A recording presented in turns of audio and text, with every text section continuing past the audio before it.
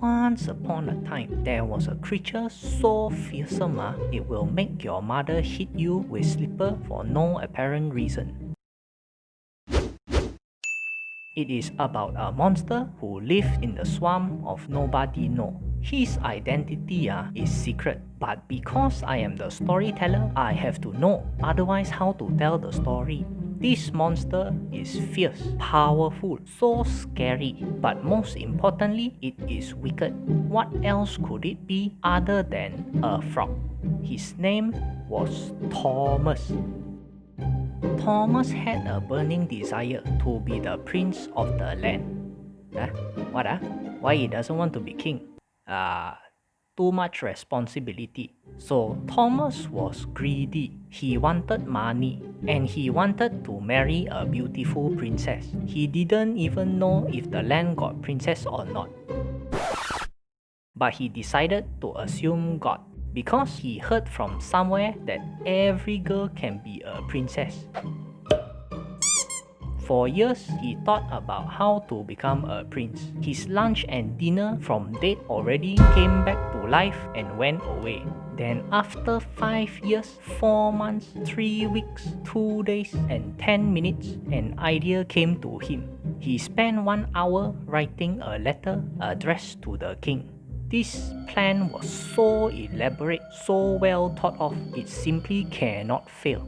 The wickedness was so strong, the lunch and dinner that came back to life died again.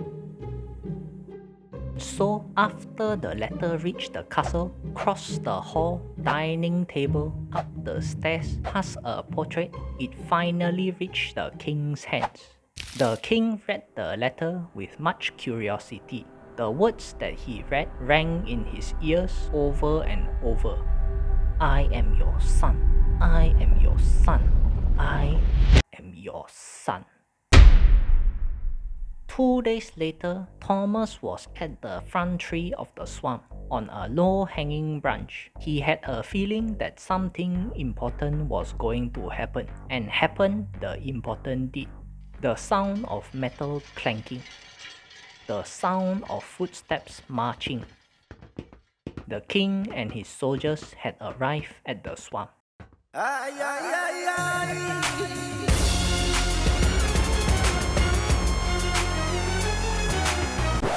Now you're probably asking how the king know where to come to the swamp leh? Now I tell you lah. The return address was at the behind of Thomas's letter. So that's how the king knew where to go. Okay, continue story.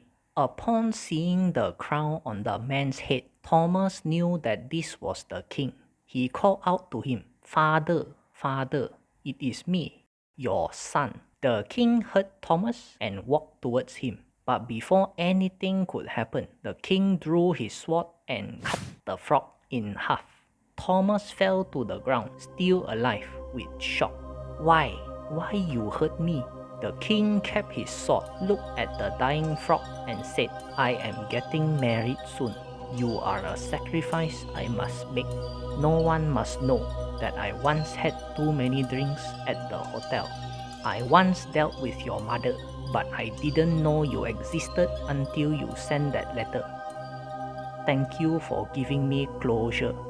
With that, the king and his soldiers walked away, leaving Thomas to die a lonely death.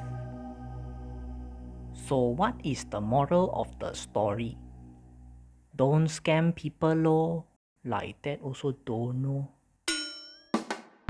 If you want to see more, you can hit the like button. If you like this content, come hit subscribe and press the bell icon so you can hear my pretty voice again. Bye bye. Have a nice day.